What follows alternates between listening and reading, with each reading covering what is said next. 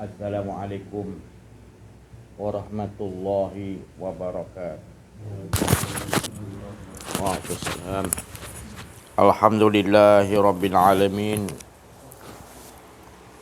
Al-muqasyafa ghaibul lil fuqara ila siratin mustaqim. Bismillahirrahmanirrahim. Alhamdulillahilladzi anzala ala abdihil kitaba wa lam yaj'al lahu 'iwaja. Segala puji bagi Allah Subhanahu wa taala yang Allah sendiri memuji dirinya sendiri. Cukup maha sempurna sejak azali abadi, awal wal akhir zakhir al batin. Sentiasa maha cukup, berkekalan abadi, memuji dirinya sendiri tanpa dia memerlukan orang untuk memuji kasih sayangnya. Dia cukup dengan zatnya sendiri sejak azali abadi, dengan berkasih sayang atas dirinya sendiri tanpa perlu untuk orang lain siapa yang diciptakan untuk berkasih sayang kepadanya. Dan dijadikan semua yang berkasih sayang, memuji, berzikir itu menyatakan dialah sebenarnya yang berkasih sayang. Alhamdulillahilladzi anzala ala abdihi kitab. Ya, kita pujilah kepada Allah kerana dia nak menyatakan kepada kitab ceritanya, kepada kita ni kitab. Jadi kita ni tak ada apa, yang ada kitab cerita.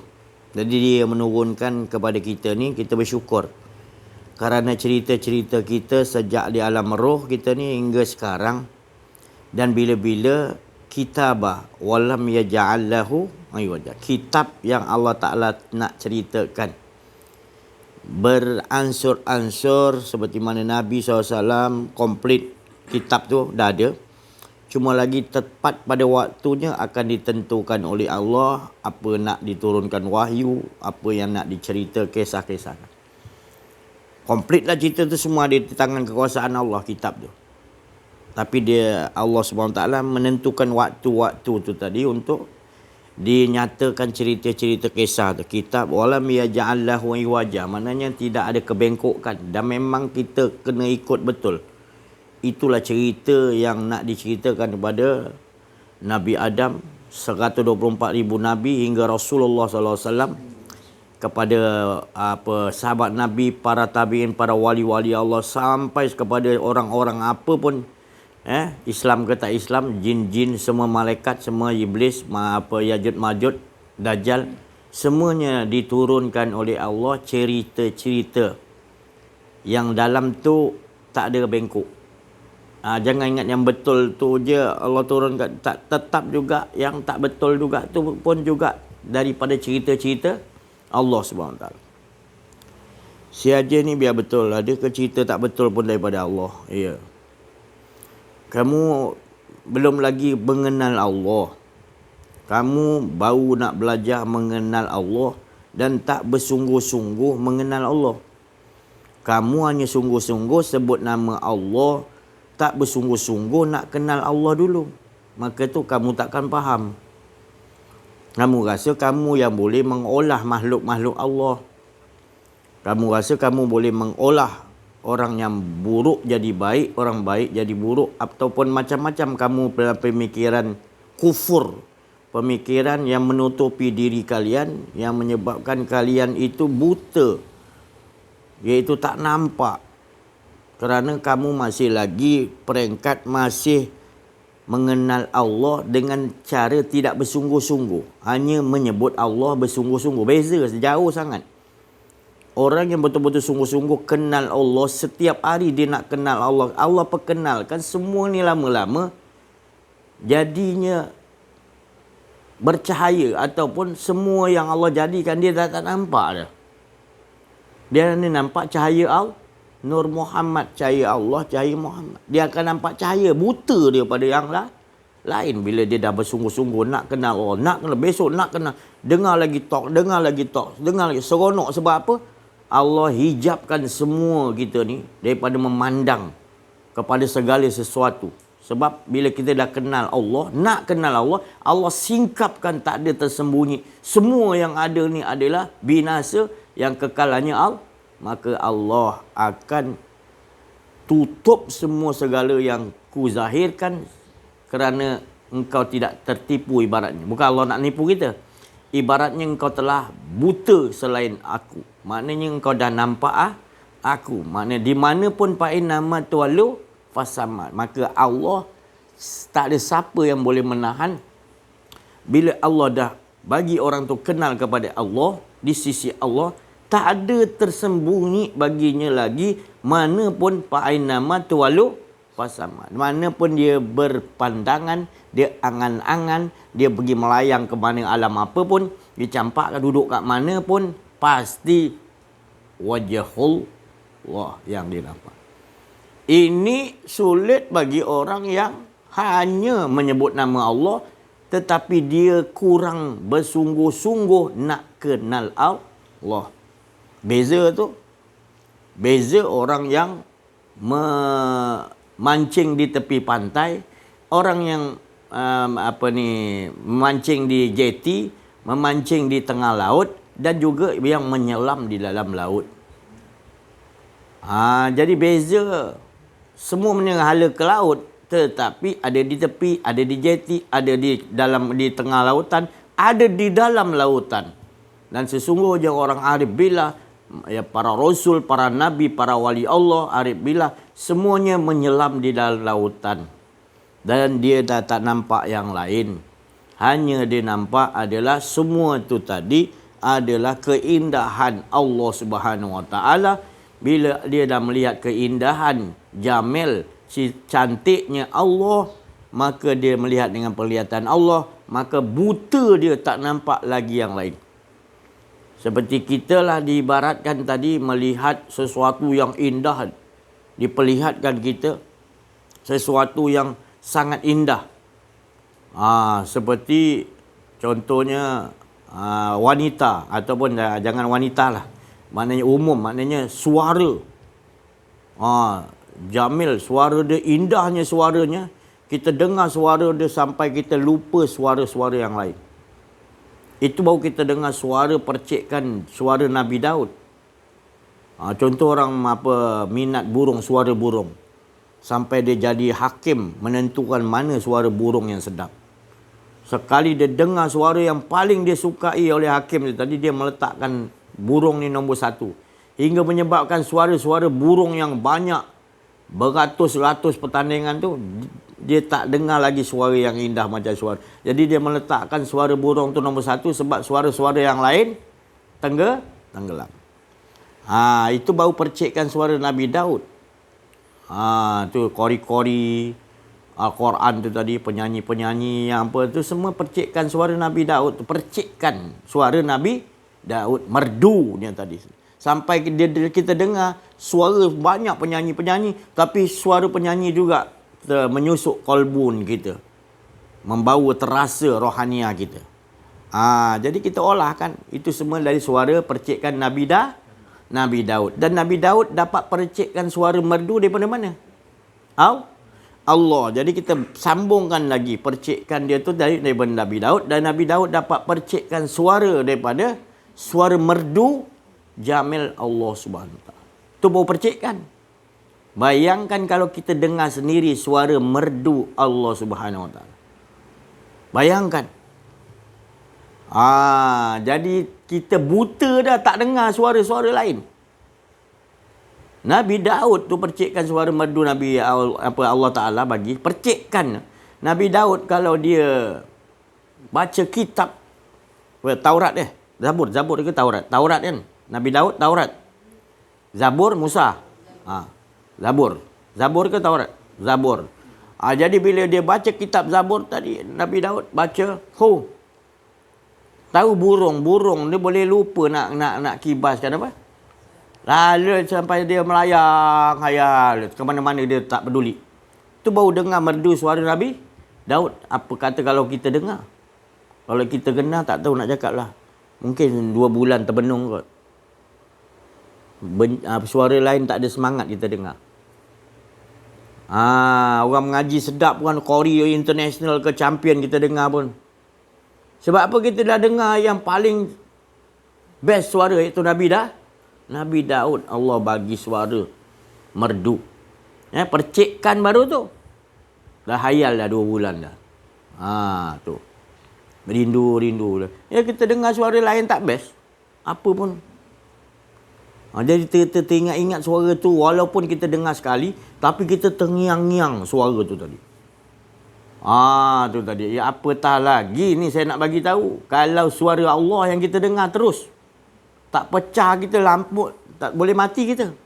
Kerinduan kita dengar suara Allah tu. Baru suara Allah tu tadi. Sikit aja kita dengar. Kita dah. Tu. Kita kata Maliki Yaumiddin. Kita solat, kita kata kita nampak hanya menguasai pembalasan. Tapi kita kata Maliki Yaumiddin. Kita betul-betul suara tu, kefahaman tu adalah suara Allah. Kita bukan sebut tu suara Allah. Bergetar hati kita. Bergetar rindu. Suara dia tu kita hadirkan. Bukan suara kita. Ada kat sini kalam kita. Salah dah kita. Balik-balik kita salah. Sebab masih lagi dalam solat pun kita mengaku tu suara kita. Maliki Yaumiddin. Kita rasa suara kita. Kita nak bagi tahu orang tu suara kita. Maliki Yaumiddin. Salah dah. Sebab kita mengaku. Takkah kita kalau tak ingat ke situ. Kan kita mengaku kita yang berkalam. Betul?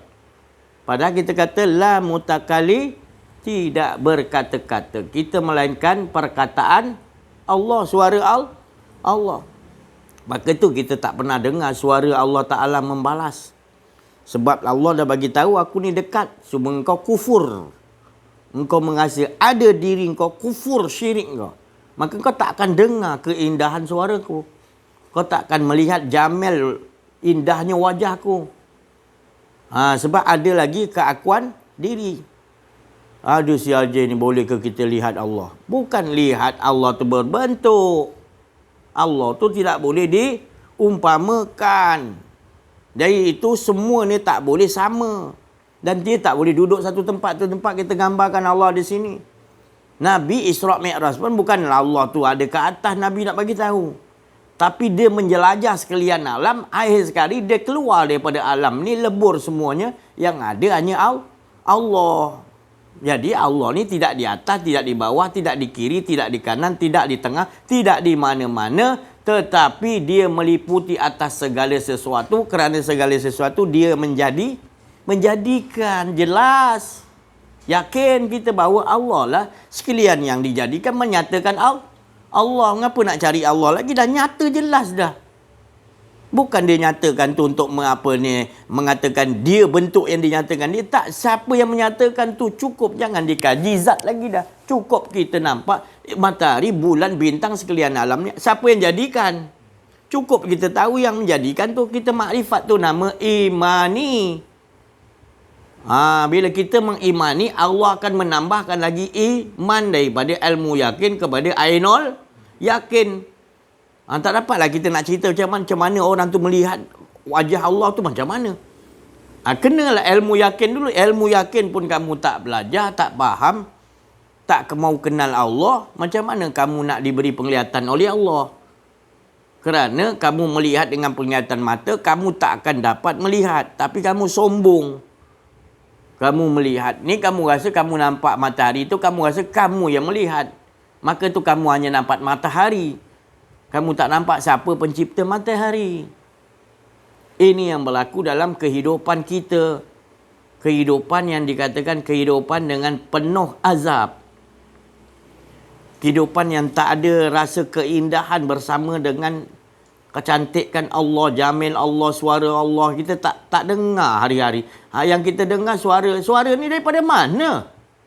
Suara motor, suara kipas, semua suara-suara tu berasal daripada suara Allah.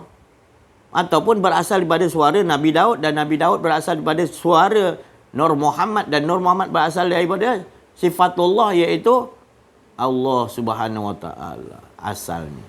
Tapi bila dah dia berpanjangan begitu, kita hanya nampak baju. Kita hanya nampak kain.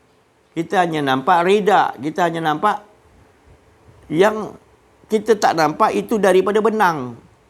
Dan benang itu daripada kapas kan. Dan kapas itu daripada pokok. Pokok tu benih dia siapa jadikan asalnya. Cuba cari balik. Cari balik.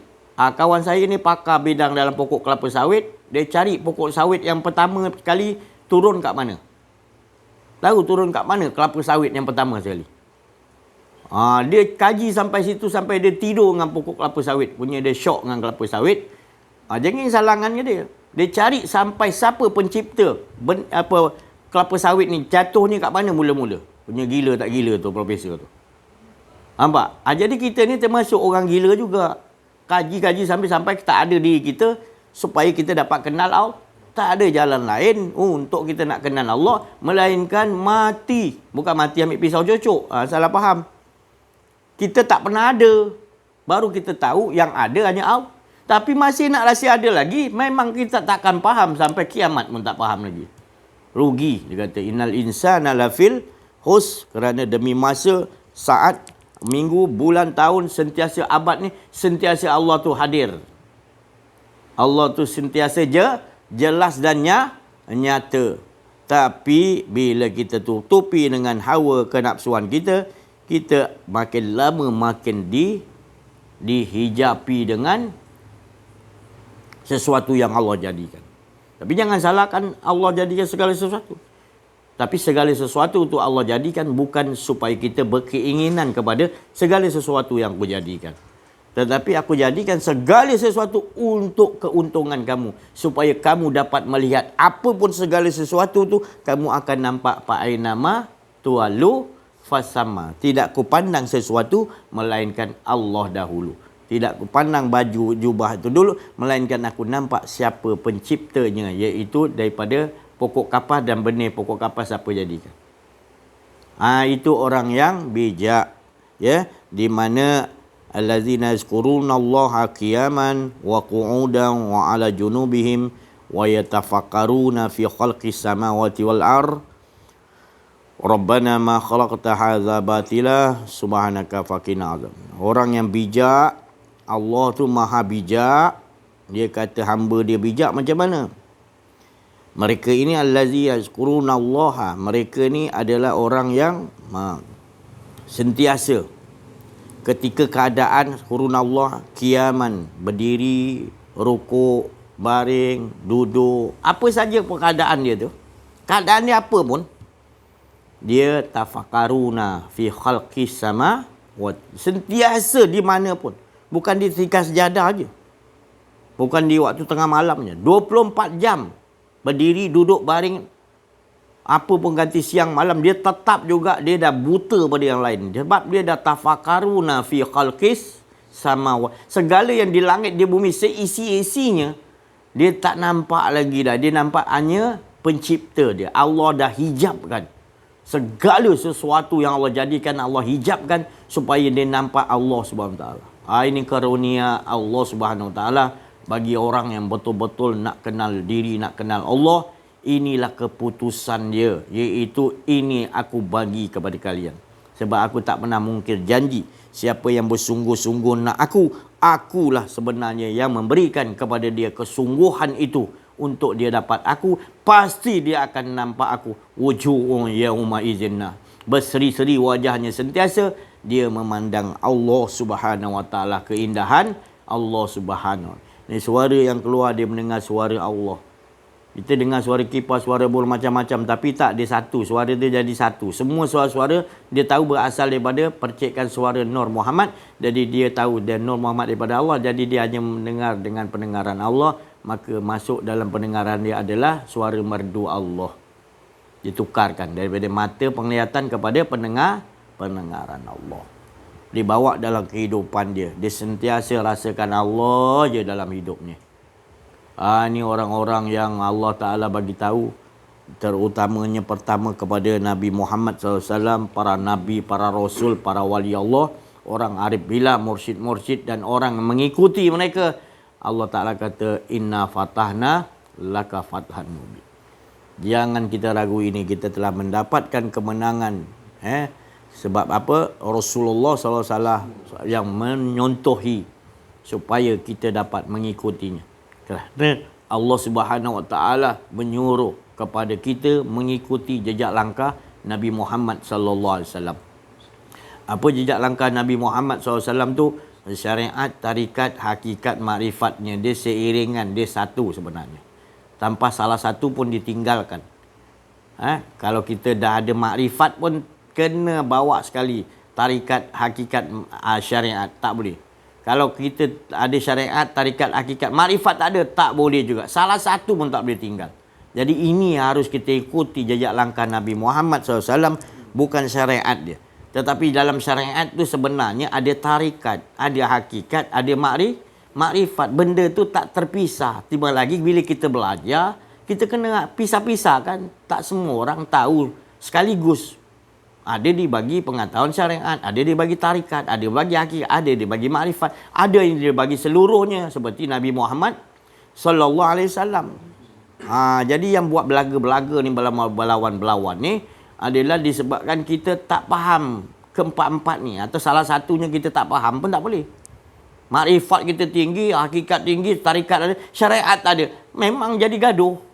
Memang jadi bergaduh. Ibarat dulu pernah saya cakap, ibarat 3 orang mau mengenal gajah. Tapi buta. Buta, tapi nak kenal gajah. Jadi kita masing-masing mengakulah, dia kata. Yang pegang belalai hidung gajah, dia kata, oh gajah macam ular, dia kata.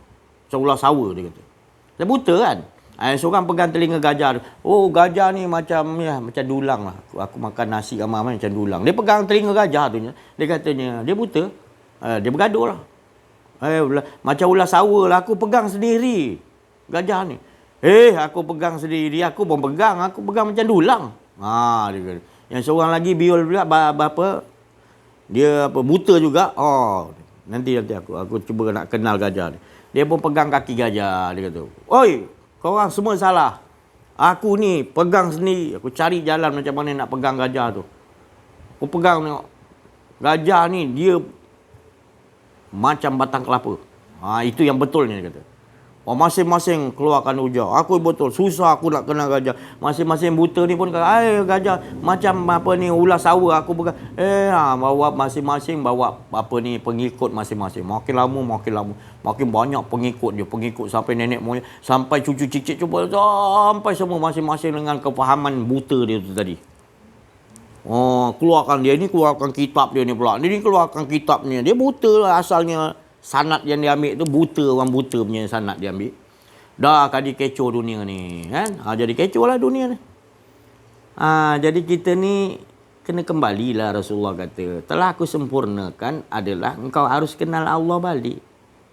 Aku dah sempurnakan sebab aku dah kenal diri, kenal Allah, kata Rasulullah. Sempurna. Tapi engkau nya harus kenal Allah, baru engkau pakai apa yang aku bagi tahu Quran dan hadis tadi, baru engkau boleh pakai. Tapi kalau engkau kata sempurna, engkau tak kenal diri Allah, engkau ambil Quran hadis pun kau tak akan faham. Kau akan jadi orang buta yang mengenal hadis, mengenal Al-Quran. Jadi sekarang ni macam ni lah. Kita nampak macam orang Islam sama orang Islam bergaduh. Nabi kata umatku akan terpecah pada 73 golongan. Sebab ni lah Nabi kata. Masing-masing tak mau duduk ahli Allah. Ahli sunnah wal jamaah. Kenal diri, kenal Allah. Jadi ahli Allah dulu. Baru boleh kita berjamaah. Baru mengikuti sunnah dan baru kita tahu macam mana kita nak satukan umat ni. Kita dah tahu dah. Sebab kita dah jadi ahli Allah. Kita dah kenal diri, kenal Allah. Kenal Allah daripada Allah. Itu yang Nabi kata, ikut. Allah suruh aku ikut yang mana? Syariat, tarikat, hakikat, makrifat. Kalau tak ada makrifat pun kita tak komplit lagi. Kita tak betul ikut lagi. Kena keempat-empat ni. Dan dalam syariat tu sebenarnya dah ada. Sebab kita tak faham. Tu tadi. Kita dah makan durian, dah tahu dah rasa durian tu. Tapi susahlah kita bila sedap durian kita dah dapat. Kita nak rasa Allah tu lagi sedap tu. Susah dah. Sebab kita tak kenal Allah. Kita hanya mengenal durian. Kita tak mengenal siapa yang menjadikan durian. Mana tak makrifat. Tak lengkap juga. Nak ikut Nabi SAW tak ikut juga sebenarnya. Tak komplit. Nabi kata keempat-empat ni seiringan. Baru boleh ikut yang betul. Kau tidak bertelagah saya cakap tadi. Tengok sampai bila pun kita akan tengok daripada start apa dulu sampai sekarang, daripada sebelum mereka dan mereka sama juga, itu juga sistem yang kita bawa, sistem iaitu jahil pada Allah yang kita bawa. Ya.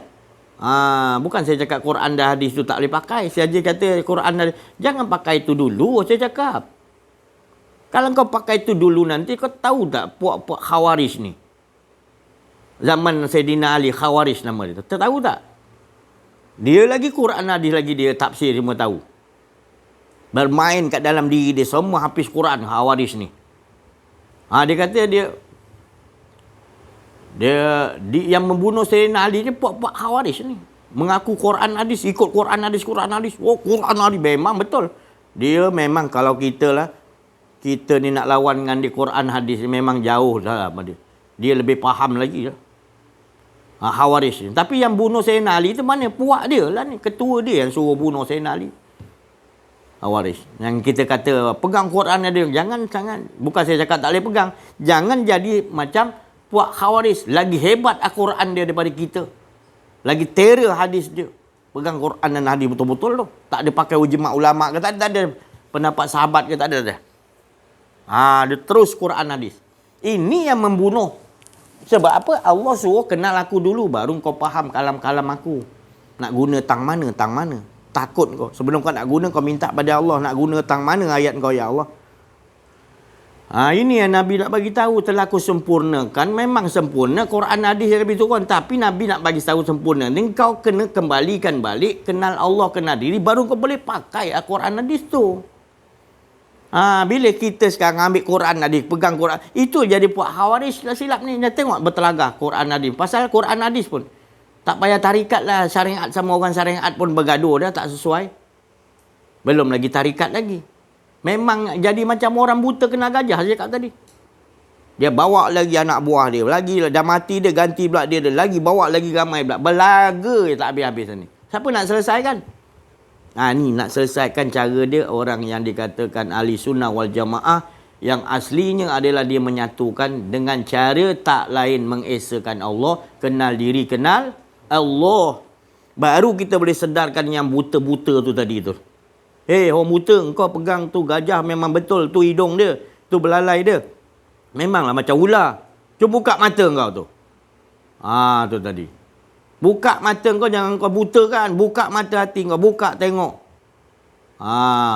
Yang kata gajah macam dulang, lihat dengan penglihatan yang Allah bagi. Jangan ikut hawa nafsu. Rosak nanti sama yang belakang-belakang kamu tu. Yang pegang gajah kata gajah macam batang kelapa. Buka mata, lihat dengan penglihatan Allah. Bila dia buka, dia lihat, kita suruh buka, lihat, buka mata, lihat. Rupanya dia terlupa untuk nak membuka mata hati dia, iaitu mata hati ni yang buta. Barang siapa di dunia ini Allah Ta'ala kata buta, faman kana hazihi a'ma, barang siapa ke dunia ini buta kata Allah, maka di akhirat lebih teruk buta. Mereka ni orang yang sesat di jalan. Mana orang buta ni bukan buta mata ni, buta mata hati dia, tak mau kenal diri, tak mau kenal Allah, maka orang ini yang dikatakan sesat. Tapi dia orang macam ni yang sekarang banyak kata kita ni pula yang sesat. Lebih banyak lagi orang-orang buta mata hati yang tak kenal diri, tak kenal Allah. Tapi mengaku dia kenal diri, kenal Allah. Pegang Quran dan hadis, sikit Quran dan hadis. Betul, tapi kita suruh pecahkan dia, dia tak tahu. Sebab orang yang boleh pecahkan tadabbur ayat Quran ni adalah orang ahli Allah. Kalau dia tak kenal diri, tak kenal Allah, dia tak tahu nak tadaburkan Quran dia menurut apa yang Allah Ta'ala bagi faham. Kerana itu bila ditanya orang, dia akan berlangsung sambung kepada Allah. Rasulullah SAW terus sambung pada Allah. Muhammad ikhra. Tak, aku sambung pada Allah. Allah tak suruh ikut, aku tak mau ikut. Itu adab sistem dia. Bukan pada ayat Quran ikhra bismi rabbik terus ikut. Allah kata ma'ana biqarik, macam mana aku nak baca selagi Allah tak suruh aku baca dan faham. Itu kita tak faham adab-adab Al-Quran, kesucian dia gitu. Tak kira daripada siapa yang bacanya, tapi walau malaikat. Tapi Allah tak suruh sambut, jangan sambut. Itu adab dia, kita akhlak dengan Allah. Jadi kalau kita tak mengaji ni payahlah. Kita ni terus-terus Quran nanti. Allah tak suruh gitu sebab dia yang menurunkan. Quran yang asli itu adalah dari sisi Allah. Bukanlah saya cakap Quran tu tak betul. Jangan dulu itu. Pegangan kita betul itu rujukan. Tapi jangan tu dulu rujukan kita Allah dahulu. Bila dia katakan ayat berapa Allah kata, baru kita pergi. Dia bagi kepahaman tu baru kita ikut. Ini tidak. Kita tak faham apa makam anzala ala abdihil kitabah. Dia menurunkan abdi kepada hamba-hamba pengabdi. Ya, untuk mengabdikan apa yang aku suruh. Dia tak faham. Maka itu dia tak dapat mengucapkan Alhamdulillah Hillazi anzala ala. Alhamdulillah, syukurlah Allah memberikan kita nikmat di mana turunnya segala macam isi-isi dalam kitab tu. Apa macam-macam tu. 24 jam kita pun tak tahu. Ni air dia bagi rasa nak makan nasi lemak pagi-pagi. Nak minum air air suam ke teh tarik ke. Siapa yang anzala ala abdihil? Di dalam kitab tu macam semuanya ngesakan siapa? Bila kita dapat tu ngesakan Allah. Sebab tu tak ada bengkok. Semuanya turun original kat kitab kat kita ni. Semuanya original. Sadaqallahul azim semua. Benarlah kata-kata Allah. Walam yaj'al lahu iwaja. Tak pernah bengkok. Dia kata kalau nak minum teh air, dia kata sekejap lagi memang tepatnya. Kalau kata nak makan nasi lemak ke mi kari ke apa ke, semua dia turun tu tepat tak? Tepat. Olahlah, janganlah rasa engkau. Bila engkau tutupi apa yang Allah... itu jadi azab. Itu azab kerana engkau mengakui ada tubuh. Engkau azab lah. Dia azab. Kau mengaku engkau ada tubuh. Kau pun tubuh pun tak ada hak Allah Ta'ala. Kau mengasihi ada tubuh, maka kau rasa engkau yang berasa. Tapi kalau kau rasa tak ada tubuh, maka tahu rasa tu dia yang bagi rasa. Aman tak? Aman lah. Dunia lagi, Rabbana atina fid dunya hasanah. Di dunia lagi betul lah kau minta hasanah. Inilah dia. Bila kau kenal diri, kenal Allah, Allah perkenalkan diri Allah kepada dia, maka kau buta yang lain, itulah dinamakan asa. Kau tak nampak diri kau lagi dah. Sebab diri kau ni hanya mengikuti apa yang telah Allah Ta'ala nak turunkan apa kau nak perbuat, apa kau nak rasa, apa kau nak pergi, kau nak duduk mana. Semuanya dia yang atur. Bila kau tak belajar kenal diri, kenal, kau rasa kau yang atur, itu yang azab.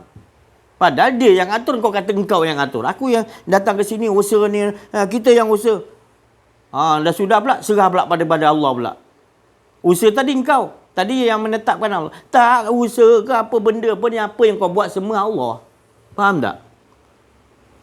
Itu orang-orang, para rasul, para nabi, dia memang berusaha, berikhtiar. Tapi dia dah sudah je, dia tak bersandar usaha ikhtiar dia. Tetap dia kata itu Allah Ta'ala punya susunan cerita tak ada bahagian daripada dia langsung. La haula wala quwata illa billah. Alhamdulillah. Syukur kita kepada Allah Subhanahu Wa Ta'ala. Limpahan kurniaan Allah yang besar, ya, yang mana diberi kita iman, Islam, ihsan. Dibagi kita ni tadi ma'rifatullah sentiasa. Hingga kita ni tak nampak yang lain.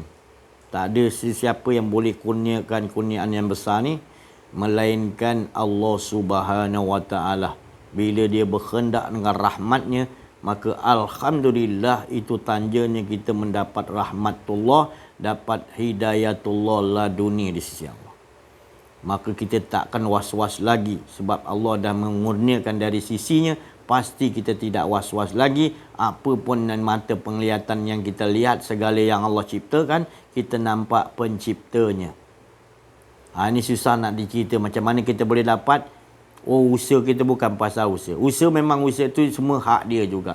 Tapi ini adalah rahmat dan juga kehendak Allah. Bersyukur kita kerana Allah menetapkan kehendak dia kepada kita. Bukan kita ni yang menetapkan Allah berkehendak buat ikut kehendak kita, bukan. Allah dah menyusun kehendaknya sejak azali lagi apa akan terjadi, kisah-kisah yang kita nak bawa di dunia ni. Kalau tak mengaji ni jangan menuduh-nuduh kata Kalau macam tu, baik aku merompak, baik aku mencuri, baik aku buat minum arak, baik aku berzina, baik. Sebab semua Allah. Berani. Orang-orang yang tak kenal diri ni, tak kenal Allah, dia sombong. Dia berani, dia cakap dia yang. Ya. Kalau Allah tak bagi tu perasaan nak mencuri, boleh mencuri tak? Belajarlah kenal diri. Kudrat tu, iradat kehendak tu datang daripada mana? Engkau nak susun-susun konon-konon, engkau boleh bertindak mencuri. Kalau tanpa izin Allah, boleh ke engkau buat?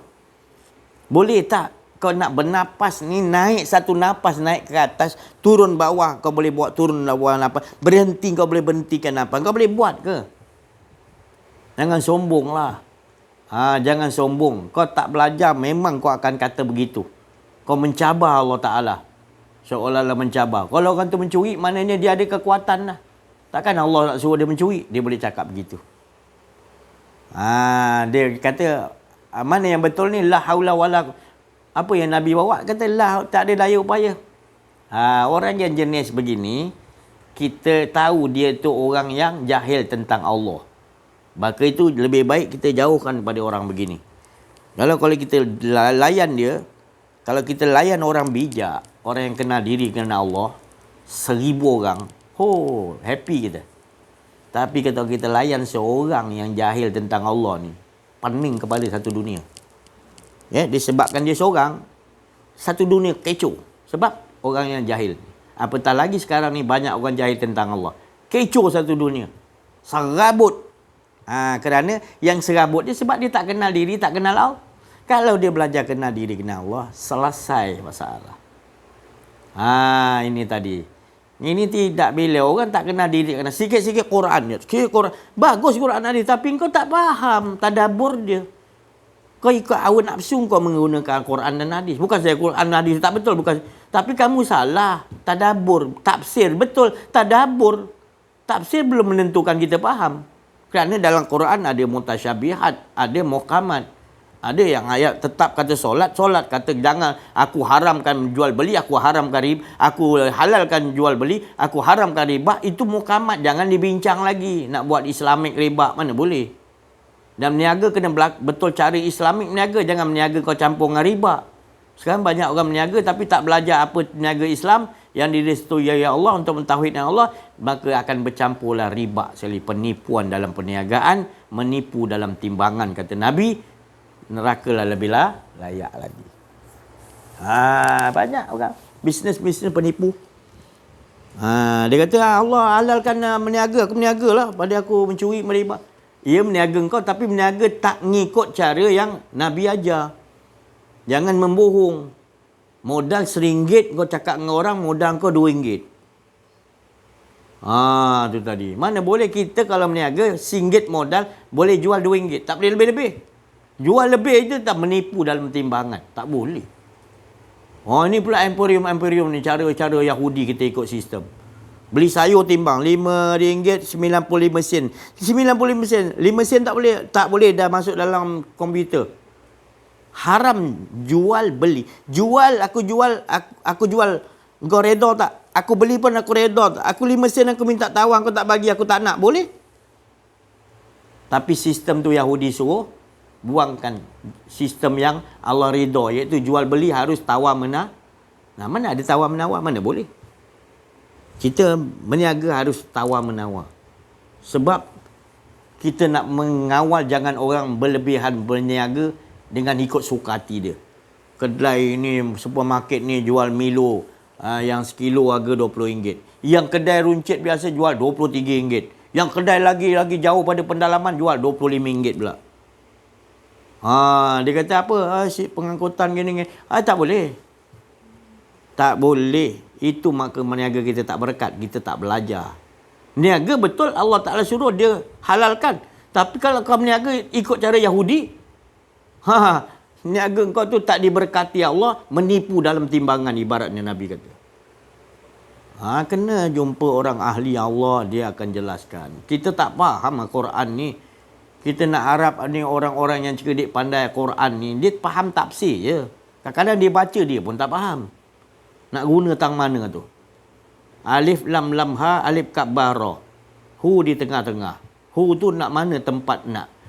Allahu Akbar kita sebut Allah tu apa? Zat, sifat, asma, af'al. Alif, kaf, ba, ra, kamal, jamal, kahar, jalal. Tu sifat-sifat Allah SWT. Mau dihidupkan tu baru kita angkat takbiratul ihram. Hu tu apa? Merasakan yang adanya dia. Hu akbar, dia yang ada kemuliaan, kebesaran, keagungan. Semuanya hak dia. Hilang semua dah akbar dalam akbar tadi. Yang ada hanya zat, sifat, asma, af'al. Dia menyembah diri dia dengan itu tadi, zat, sifat, asma, af'al. Satu nama iaitu Esa juga. Itu. So dia kupaskan nak tafsirkan tu tadi. Orang yang dia kata pandai tafsir sangat.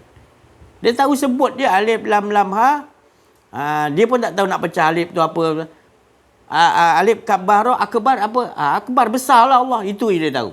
Balik-balik tu yang buah dia dah 40 tahun, 50 tahun dia mengajar, tu dia faham. Manusia ni faham ke kalau kejelaskan? Dia pun tahu akbar. Macam mana nak gunakan? Entah. Aku pun tak tahu. Tu jadi macam orang buta kenal gajah tu. Habis dia bawa sampai cucu cicit dia semua berlawan dengan orang buta juga. Ini masalah sekarang ni. Kita kena bagi tahulah. Kau baik ke siapa pun peringkat dia apa pun, kau kena kembali kenal diri, kenal Allah. Baru Allah sendiri anzala ala abdihil kitaba walam yaj'al. Dia yang akan menurunkan kepahaman tu nanti atas apa yang kau baca Quran dan ayat-ayatku dan juga wahyu yang aku sampaikan kepada kekasihku Nabi Muhammad SAW. Baru kau boleh faham asbabul nuzul dia. Turunnya pada Nabi Muhammad begini dan turunnya ayat ni pada kita pada masa ini, di mana tempat asbabul nuzul dia pula. Di situ bagi Nabi, dia bagi kita macam mana asbabul nuzul dia. Tak sama untuk diri kita semua, untuk orang awam. Nabi untuk Nabi begini dan Nabi untuk awam lain, untuk Nabi sendiri lain, untuk keluarga lain. Tak boleh semua bantai sama je. Kepahaman manusia tu berbeza. Maka itu Abu Hurairah kata, aku dapat ilmu 2 uncang daripada Nabi. 1 uncang ni aku boleh sebar kepada sekalian alam ni. Boleh aku sebarkan. Tapi 1 lagi uncang ni kalau aku sebarkan, aku ni dia pancung leher aku. Itu maksudnya. Jadi ada kalanya ada mustasabihat, ada muhkamat dalam Quran. Allah Ta'ala bagi tahu. Allah sendiri bagi tahu. Ada muhkamat ayatku. Allah bagi tahu, bukan saya. Nabi pun menjelaskan. Muhkamat itu adalah orang yang dah ditetap. Kata solat jangan dibincang lagi. Boleh tak zuhur ni kita tak buat besok? Kita ambil apa ni, subuh, asar, maghrib, isyak. Zuhur kita tak buat. Kita bincang bab solat. Mana boleh, tu dah muhkamat. Muhkamat dah tetap. Aku halalkan jual beli. Aku haramkan riba. Muhkamat. Jangan kau bincang lagi. Islamik apa benda? Ini jadi rosak. Ya, dia gunakan lam yakunil lazina kafaru min ahlil kitab. Kebanyakan orang ahli kitab adalah kufar, menutupi ayat-ayat. Jaga jangan sampai kita jadi ahli kitab, Quran dan hadis kita membotabelitkan. Pasal Allah dah bagi tahu, banyakkan orang yang putabelit sebelum Nabi adalah orang ahli kitab yang suka memputabelitkan supaya manusia tak tahu yang hal sebenar. Tu jadi ya. Jadi bukan saya cakap tak boleh lah. Saya Haji kata jangan baca kitab nanti jadi buta belit. Bukan saya cakap, Allah Ta'ala kata sebab engkau berpegang pada kitab. Itu maksud dia. Kitab tu boleh belajar, bagus tu kalam Allah. Kita hadis ke kita apa kan, bagus. Tapi jangan berpegang. Itu maksud Allah. Kerana engkau berpegang pada itu, engkau boleh putablit ikut hawa nafsu engkau. Tapi kalau kau dah kenal Allah, baru engkau akan berpegang pada Allah dan apa Allah Ta'ala suruh baru engkau ikuti. Jadi kita ikuti siapa yang menciptakan Quran tu? Siapa yang menurunkan Al-Quran baik satu huruf titik baru alif? Siapa yang turunkan? Allah. Mengapa engkau bersandar pada sesuatu yang Allah jadikan? Allah tak suruh berpegang pada, Allah suruh berpegang maksudnya kepada Allah dulu.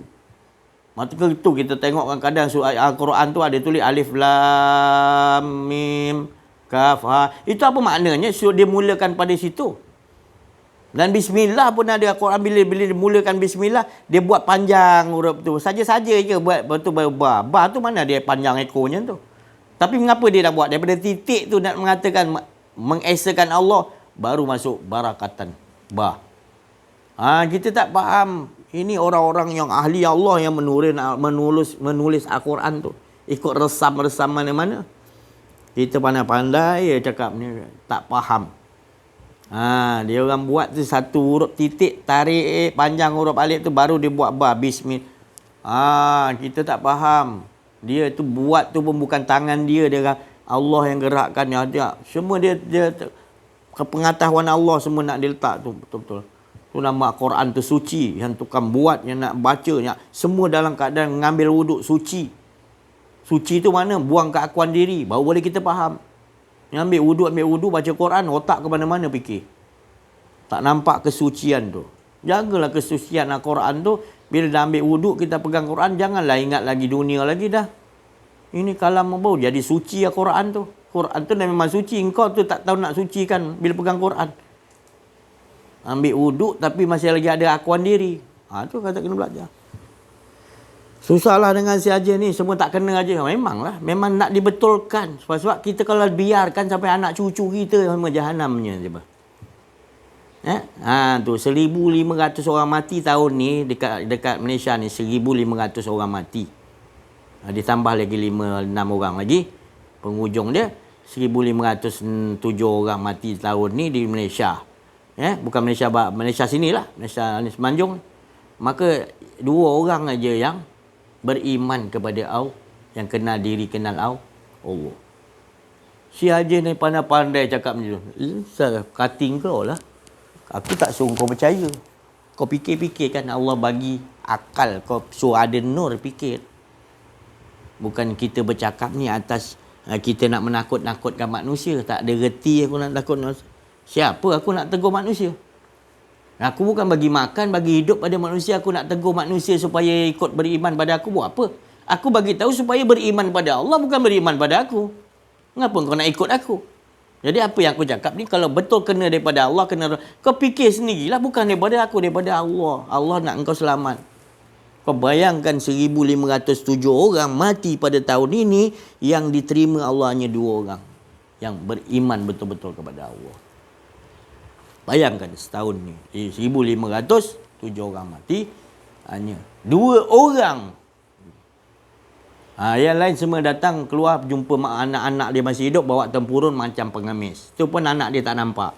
Mana anak nak nampak? Hari pertama, kedua, tiga, empat. Hari ke pertama kuat menangis, tapi boleh tidur lagi. Kan? Dah hari ke 40 ni, mana dia ingat ayah dia dah meninggal lagi dah? Tak ada. Kak, kita janganlah bila kita nanti mati anak aku akan, jangan haraplah anak kita nak tu. Sebab didikan kita tu mengarahkan kepada dia tu buta dengan Allah. Mana dia nanti tipulah dia kata nanti. Nanti kita nak mati je bah, apa tu ada tu bah. Batu cincin abah tu yang mahal tu bah, bagi kat saya lah bah. Anak ni gini, apa yang ni abah? Ni. Bukan betul pun dia sayangkan kita betul-betul. Pasal didikkan kita. Kita yang mencorakkan bila lahir anak kita. Rasulullah kata. Yahudi ke Nasrani ke Yahudi ke Nasrani ke Majusi ke atau Islam. Macam ni. Kalau didik Islam, kita ni dah Islam betul ke? Kenal diri, kenal Allah tak? Kalau kita nak didik anak kita tu. Anak kita baru boleh berjalan jatuh je. Anak tu nangis. Kita dah pujuk dah. Kita pujuk pun salah pujuk dah. Kita zikir dah, la ilaha illallah, la ilaha illallah, Allah. Jatuh kita ni semua Allah yang dah susun. Cakap dengan anak kecil kita begitu. Kan? Kita tak tahu nak corak daripada kecil kita apa. Kita bagi dia game kan, bagi macam-macam lah. Dia nangis begitu macam-macam lah. Zikir, aku macam-macam zikir dah. Nangis juga, aku bagi game, hilang. Bodoh kau ni. Nampak sangat anak engkau tu kau dah ajar ke situ. Engkau yang ajar mula-mula. Memanglah janjian tu kau nak salahkan anak tu pula. Buat apa? Tukarlah, janganlah bagi game lagi. Kau dah tahu kau dah salah ajar. Kau bagi game juga lagi biar anak tu diam. Dah besar nanti anak tu. Ada masalah apa-apa. Mula. Dia nampak bukan Allah dulu. Dia nampak makhluk tu. Sebab engkau punya didik kau tak sedar. Bertobatlah sudahlah tu. Ya. Kita kalau kembali kepada Allah, kita takkan faham. Itu saya cakap tadi. 1,000 orang yang kalau ahli Allah, kita bercakap dengan dia, seronok kita. Kan? Tapi kalau kena seorang yang jahil tentang Allah, kita bercakap dengan, gunakan apa pun, tetap juga dia jahil. Kalau orang bodoh tu boleh diajar. Tapi kalau orang jahil ni tadi, ya Allah. Sah. Dia rasa sombong. Orang jahil ni dia rasa sombong. Dia rasa apa yang ada pada ilmu dia, dia lebih hebat daripada orang. Jadi dia tak boleh menerima apa pun orang cakap, orang nas. Cuma dia iakan. Tapi dalam hati dia, dia tak mau menerima. Ya, itu tapi Allah tu tahu. Kau biarkan dalam tu, penyakit dalam tu, lama-lama penyakit tu akan merebak. Ibarat dia setandan pisang, ada busuk satu dalam hati kau biarkan yang sikit, lama-lama semua jadi rosak, hati kamu jadi rosak semua. Sikit punya hal. Dan itu jagalah ya, dengan kembali kita berjumpa dengan orang-orang pembimbing rohani lah. Ni Nabi dah pesan lah. Allah pun suruh dalam surah Al-Kahfi 17, mursyida. Akhir zaman ni kena cari mursyida. Ya, Allah sendirikan. Cari orang yang Allah Ta'ala kata Yasin selalu kita baca malam Jumaat. Kita fahamlah, ambil satu faham. Contohnya, ittabi'u man la yas'alukum ajran wa hum muhtadun. Kita baca hari-hari. Apa tu? Allah suruh ikuti orang-orang yang dalam hatinya tak ada mahu imbalan apa-apa. Dia buat kerja ni nak bawa kita kenal Allah, dapat Allah Ta'ala. Seperti Rasul, Nabi, para wali Allah, orang mursyid, mereka tak ada dalam hati dia apa pun daripada kamu, melainkan dia yang nak kamu ni dapat Allah Ta'ala punya kasih sayang yang kuat. Orang begini Allah suruh cari orang begitu, ikuti, ittabi'u, ikutilah orang yang dalam diri kita. Dah jumpa belum orang macam ni? Yang kita orang jumpa orang ni memang hebat, tapi upah dia macam-macam dia nak ni. Lagi dia dah top, lagi banyak dia punya syarat-syarat dia. Ya Allah, tak takut kepada Allah. Ini tanpa kita sebenarnya, kalau dah kenal diri, kenal Allah, aku cukup dah Allah. Apa lagi yang kau nak bagi aku? Tak perlu. Aku dah cukup lah Allah Ta'ala dah. Tu tadi. Ya, bahagia dia. Orang yang begini, orang yang bahagia. Dia tak memikirkan hak orang ke apa orang nak bagi. Dia memikirkan apa dia nak bagi orang supaya dapat Allah Ta'ala. Ajakkan ahsan. Iaitu, waman ahsan qaulam, baik-baik perkataan, kata Allah. Orang ni selalu nak ajakkan kita kepada dapat Allah Ta'ala. Da'ilallah, dapat Allah Ta'ala. Bukan ilmu dulu, ilmu bukan ada, tapi ni orang ni dia special. Allah Ta'ala kata baik-baik perkataan dia tu. Hari-hari dia nak memikirkan bagaimana aku nak sampaikan menerusi roh aku, menerusi perkataanku untuk orang tu dapat Allah Ta'ala. Nampak dia tak pergi, tapi dia malam dia doa, dia roh dia pergi hantar nur pada orang-orang ni. Jadi satu hari orang nampak dia kat sini. Padahal roh dia tu punya kasih sayang, Allah bawakan diri orang tu untuk nampak dia ada situ. Padahal dia tak sini. Boleh satu hari tu, satu waktu tu dia boleh ada 2 tempat, 3 tempat. Itu Allah anugerahkan pada orang begitu. Kerana dia waman ahsan. Dia nak perkataan dia tu ajakkan kepada Allah, Allah akan bagi. Kita tengok Nabi Khidir satu waktu boleh 20 tempat, 30 tempat dia ada. Aku jumpa hati Nabi Khidir kat sini, waktu yang sama dia 20 tempat, 30 tempat pun Allah nak boleh. Rasulullah lagi lah dengan cakap laqad ja'akum rasulun min anfusikum. Lagi sentiasa datang kepada diri kita yang kenal diri, kenal Allah. Lagi mudah Rasulullah sallallahu alaihi wasallam datang. Ni jadi pelik nanti puak-puak ni yang tak faham ni kata, si Haji kata Rasulullah datang kat Perlis ni. Allah ni. Punya bio lotak dia. Bio lotak tu nampak. Habis engkau tasyahud tadi awal atau tasyahud akhir. Assalamu at-tahiyyatu. Kau Allah kan? Lepas tu kau kata assalamu alayka ayuhan nabi. Engkau tak hadirkan Nabi Muhammad SAW ke? Engkau tak mengatakan Muhammad tu engkau adalah pesuruh Allah. Kau tak kata di hadapan Nabi Muhammad ke? Kau tak ada sifat ihsan ke? Maka kau mudah cakap. Maknanya kalau kau cakap orang tu kan, orang kata apa ni, Nabi Muhammad saja kata ada datang di Perlis. Dia bukan datang kat Perlis, kat mana-mana pun dia boleh datang. Sekalian alam ni dia boleh datang. Sebab laqad akum, Rasulullah kata, Allah Ta'ala kata telah datang min anfusikum, pada diri kamu. Kamu tak belajar memanglah. Tahunya tafsir, tapi tak tahu tadabbur. Ini masalah jadi manusia kita ni. Sedangkan tadabbur ni wajib supaya kita dapat gunakan Al-Quran dalam kehidupan. Isi Al-Quran tu. Tafsir tak dapat lagi. Tak faham lagi. Kena membedah siasat tu harus jumpa ahli. Dia tak jumpa ahli, dia tak faham kita. Tu tadi. Itu tadi. Sebut nama Allah berulang-ulang pun dia marah. Dia tak dapat rasakan tadi. Oh, durian dia makan boleh ulang-ulang. Sekejap lagi nak durian. Sekejap lagi nak. Boleh. Rasa tu boleh ulang-ulang. Tak apa. Itu saya cakap tadi. Engkau masa tasawuf kau cakap, Assalamualaikum ayuhan nabiyyu wa rahmatullahi wa barakatuh. Engkau tidak dapat kehadirkan ya bahawa Muhammad itu tadi telah ada datang. Laqad akum. Masih ada Ustaz. Atas tak? Masihkah lagi masihkah lagi kita mempercayai kefahaman ni dipanggil kefahaman yang kita bawa daripada nenek moyang kita yang tak daripada Allah Subhanahu Wa Taala. Kefahaman yang bawa kita kepada buta kepada Allah. Itu kefahaman jahiliyah.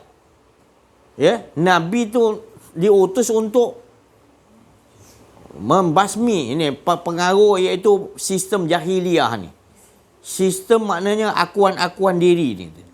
Sampai dia buat berhala-berhala 360 berhala. Lata Uzza Manam daripada emas, daripada perak, macam-macam berhala dalam Kaabah tu tadi. Nabi tak suruh Allah suruh hancurkan patung tu dulu, tapi pancungkan berhala yang berada dalam keakuan diri orang jahiliyah. Dia lebih jahiliyah lagi daripada patung. Patung jangan disalahkan dulu. Orang yang membuat patung tu dulu harus. Jadi kita jangan salah Quran tadi, jangan salah orang lain dulu. Salah diri kita dulu sebab kita tak kenal diri, tak kenal Allah. Itu dulu. Kau belajar pun apa pun, ilmu tinggi mana pun, kitab apa pun, dengan siapa pun, tapi kamu tak mau belajar ilmu kenal diri, kenal Allah, tetap jahil sampai kiamat kau jahil pada Allah. Itu Allah bagi tahu. Allah bagi tahu.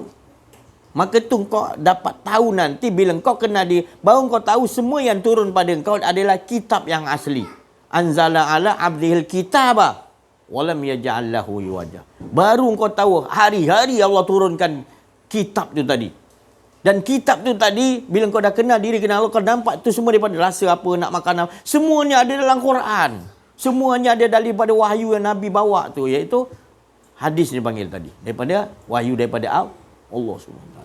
Baru kau tahu nilai tingginya tadi Al-Quran dan hadis. Bukan saya cakap, si Haji kata jangan pakai Quran hadis. La haula wala, saya cakap. Dengar habis-habis.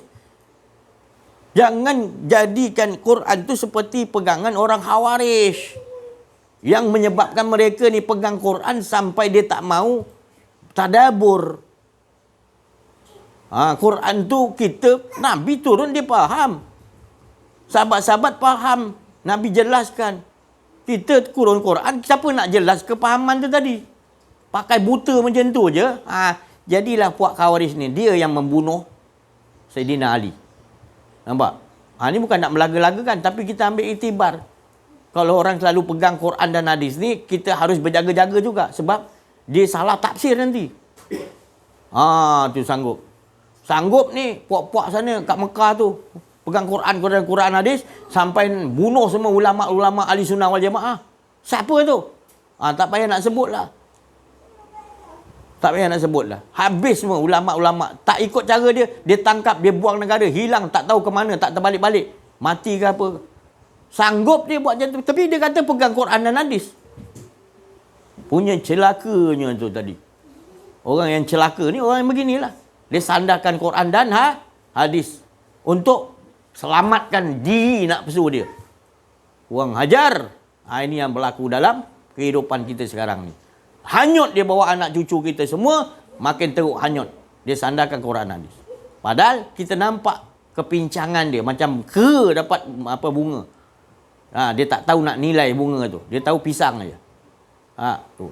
Inilah dia. Bila dapat Quran tu dia tak faham. Dia nampak macam dia kera batuk bagi pisang, bagi bunga buat apa, tapi dia nak gunakan juga seolah-olah macam dia faham. Dia tak dabur ayat, tak dabur. Tafsir kau tak akan faham. Tadabbur, jumpa ahli Allah. Baru dia dapat jelaskan. Engkau sebut pun apa. Lepas solat tu pun dah astaghfirullah pun dah kita dah tak nampak dah kita minta ampun apa tu. Lepas kita bagi salam, Assalamualaikum warahmatullahi. Kita bagi salam kat siapa tu? Tak ada pengisian solat kita ni. Kita bagi salam dengan siapa tak? Assalamualaikum warahmatullahi. Allahumma inna nas'aluka ridha. Balik-balik jannah juga dia minta. Lah. Allah tu mustahak ke jannah tu mustahak? Sampai kau bagi salam pun kau nak masukkan minta juga jannah juga. Memanglah ada ridha dalam tu, tapi ridha tu kau tak nampak, kau tahu. Tu ialah jannah dulu yang kau ingat. Allah tu sebut Allah tu bukan jannah, kau kan lebih hebat daripada jannah. Jadi kau bagi salam dengan siapa? Kita bagi salam supaya kita memulakan balik perhubungan kita dengan makhluk. Tadi kita khusus dengan Allah. Kita bagi salam kepada kita nak berhubung balik wahablum minan nas. Tu salam. Itu wajib salam yang belah kanan. Yang ke kiri tak wajib, sunnah aja. Jadi salam tu sendiri pun kita tak jelaskan masyarakat kita yang orang tua-tua dah 80 tahun, umur 60 tahun pergi ibadah. Tak faham solat. Cuba ceritalah. Kita tak berani nak cerita. Dekati dengan orang tua-tua. Saya dekati. Buat baik, belanja dia makan. Bukan kata kita baik. Kita nak tahu apa kepengetahuan dia. Supaya kita nak bantu dia, kesian dia. Menangis, kita sedih. Kita sedih. Kita tak tahan tengok manusia yang jahil tentang Allah ni. Kita lebih sedih. Menangis kita malam-malam. Tolong ya Allah. Hantar aku supaya aku ni pun tak faham sangat. Tapi kau bagi faham ya Allah. Jadi apa yang kau bagi faham aku. Kesian tengok orang yang tak kenal kau, tak faham kau ya Allah. Kesian. Dia ibadat. Tapi dia tak rasakan kemanisan dengan kau ya Allah. Sedih aku ya Allah. Begitulah akunya dulu gini. Kalau kau tak bagi faham. Jadi kau suruh ya Allah. Engkau yang suruh pergi. Nanti aku akan dipertanggungjawabkan bila aku dah diberi faham tentang diri kau. Aku tak bagi faham kepada orang lain. Aku akan bertanggungjawab di hadapan kau ya Allah. Menangis kita ke situ.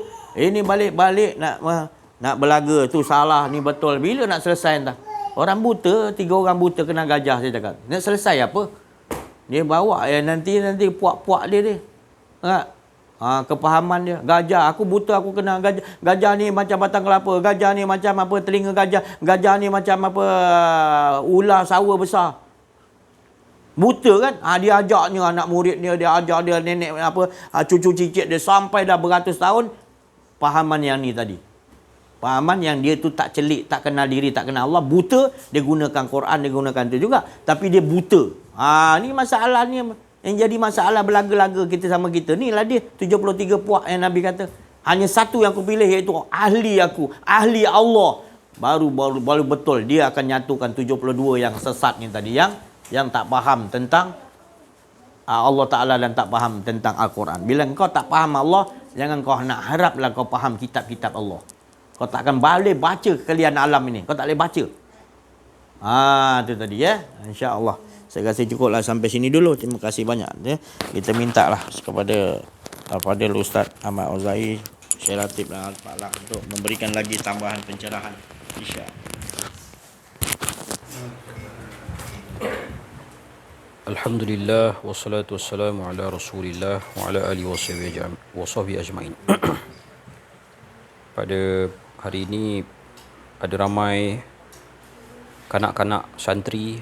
Marilah sama-sama para anak-anak sekalian kita berzikir.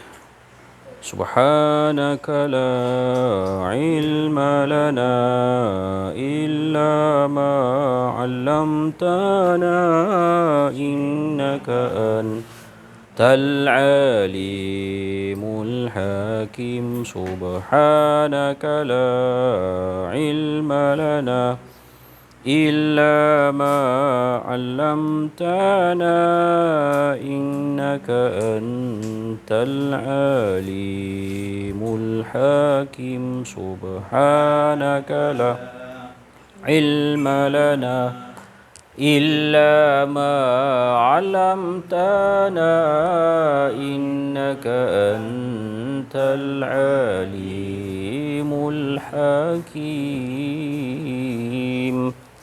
Ya Hayyu Ya Qayyum birahmatika astaghits. A'udzu billahi minasyaitonir rajim. Bismillahirrahmanirrahim. Laqad ja'akum rasulun min anfusikum 'azizun 'alaihi ma 'anittum harisun 'alaikum bil mu'minina raufur rahim. فإن تولوا فقل حسبي الله لا إله إلا هو عليه توكلت وهو رب العرش العظيم إنا فتحنا لك فتحا مبينا إنا فتحنا لك فتحا مبينا إنا فتحنا لك فتحا مبينا اللهم أصلح لنا شأننا كله ولا تكلنا إلى أنفسنا طرفة أعين ولا أقل من ذلك ولا إلى أحد من خلقك يا نعم المجيب يا نعم الوكيل يا نعم النصير صلى الله على سيدنا محمد وعلى آله وصحبه وبارك وسلم. Sebentar tadi kita telah dihidangkan dengan hidangan rohaniah oleh Syekh Abdul Aziz. Di antara percakapan yang dibincangkan ialah berkenaan dengan Khawarij. Para ulama telah membahaskan para Khawarij pada zaman kita ini siapa. Para Khawarij pada zaman kita ini, Allahumma salli ala Sayyidina Muhammad, telah dikata oleh para ulama. Di antara ulama menyentuh perkara ini ialah Al-Imam As-Sawi, Allahumma salli ala Sayyidina Muhammad, yang menceritakan tentang sejarah Mekah dan Madinah, siapa dia Khawarij. Kemudian telah disahkan lagi oleh beberapa kitab yang lain seperti Syekh Zaini Dahlan, mufti bagi kerajaan Mekah ketika itu, yang bermazhab Imam Syafi'i. Allahumma salli ala Sayyidina Muhammad. Banyaklah, bukan itu saja. Syekh Wan Ahmad Fatani, Syekh Daud Fatani pun menjelaskan tentang siapakah hamba Allah berkenaan yang mengasaskannya. Allahumma salli ala Sayyidina Muhammad. Justru pada pandangan saya, ubat dia ialah pengajian mengenal diri, mengenal Allah ni. Kalau kita tak ambil pengajian kenal diri, kenal Allah ni, kita bimbang penyakit ini meresap. Kerana dia adalah merupakan izm. Apa maksud izm? Izm ni maksud dia menyerap dalam diri kita, dalam pemikiran kita, dalam hati kita, dalam tindakan kita, dalam percakapan kita, tanpa kita sedari, tanpa kita sedar bahawa itu adalah merupakan izm yang tidak betul. Dia adalah benda baharu yang Rasulullah suruh berawas. Iyyakum muhdatsatil umur. Awas dengan benda-benda baharu. Allahumma salli ala Sayyidina Muhammad. Allahumma salli ala Sayyidina Muhammad. Sumber kekuatan mereka adalah akidah mereka. Sumber kekuatan mereka adalah akidah mereka. Manakala ahli sunnah wal jamaah, sumber kekuatan dia ialah akidah juga. Akidah kita juga. Apa akidah kita? Allahumma salli ala Muhammad. Akidah kita ialah zauqiyah dan syuhudiyah. Apa benda zauqiyah dan syuhudiyah? Zauqiyah ni maksud dia khasyah. Maknanya kita rasa takut kepada Allah. Kita rasa berdebar bila menyebut nama Allah. Kulit kita berguncang macam nak luruh bila sebut nama Allah. Seperti surah Al-Anfal ayat 2. Wajilat qulubuhum. Bergetar hati ni bila sebut nama Allah. Allahumma salli alaihi wasallam. Saya pernah buka sebut tentang perbahasan Allah ni di hadapan seorang pomen. Di hadapan seorang pomen masa tengah bawa kereta kat KL. Pomen ni bila saya buka bab cerita pasal Allah, berubah air muka dia, bergenang air mata dia. Dan tangan dia buat macam ni. Tangan dia buat macam ni. Saya duduk bawa kereta sebelah saya tengok, asal dia buat macam ni? Dia buat macam ni. Tiba-tiba dia buat macam ni. Makna something dalam hati dia. Kush hota hai. Something berlaku dalam diri dia tu. Ada something happen in the heart. Dalam bahasa Hindustan, kush hota hai. Allahumma salli ala Muhammad. Jadi pasak akidah itu ada nama dia, iaitu sifat 20 yang telah diterapkan oleh ayah pomen ni. Jadi saya yakin mak ayah dia, guru-guru dia telah menerapkan ilmu akidah yang sahih kepada dia sehingga timbul rasa khusyah, takut, bergetar, berdentum dalam diri dia. Rasa takut Allah SWT. Allahumma salli ala Sayyidina Muhammad. Rasa takut inilah yang hilang. Allahumma salli ala Sayyidina Muhammad. Allah Ta'ala kata, dalam Quran. Auzubillahi minasyaitonir rajim. Lau anzalna hadzal Qur'ana ala jabalin la ra'aitahu khashi'an mutasaddian min khasyatillah. Kalau diletakkan Al-Quran di atas gunung gadang, nescaya akan hancur, berterabur, berdebu kerana takutkan Allah. Khasyatillah. Allahumma salli ala Sayyidina Muhammad. Allahumma salli ala Sayyidina Muhammad. Allahumma salli ala Sayyidina Muhammad. Jadi yang menyebabkan gunung hancur itu bukan Al-Quran, tetapi khasyah tu.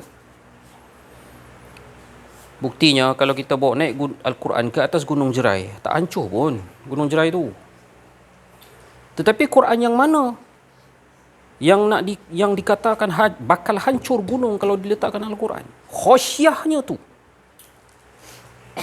Merasa takut, gerun dengan Allah, yang menyebabkan Gunung Tursina hancur berkecai. Hancur berkecai. Itu belum Allah lagi. Belum Allah lagi tu. Baru titisan nur dia saja. Allahumma salli ala Muhammad. Allahumma salli ala Sayyidina Muhammad. Allahumma salli ala Muhammad. Justru penerapan akidah tauhid yang sah lagi sahih serta memperkenalkan anak-anak sendiri, anak-anak murid, anak-anak buah, anak-anak qaryah dengan akidah yang batil amat-amat perlu. Dalam status Tuan Guru Syekh Dr. Abdullah Jalil pada hari ini, tolong follow lah Facebook dia.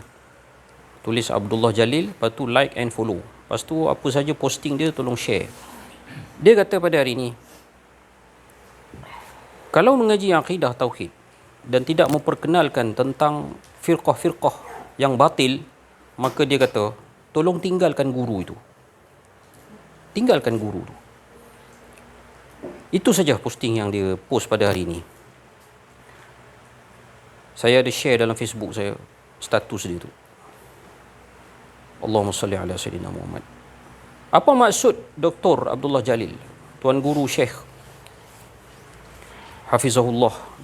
Dia maksudkan kalau anda berguru, anda mengaji. Kalau mengaji akidah, tauhid, tasawuf dan dia tidak menjelaskan pemikiran akidah izm yang batil, maka tinggalkanlah. Apa maksud dia? Pertama, buang masa.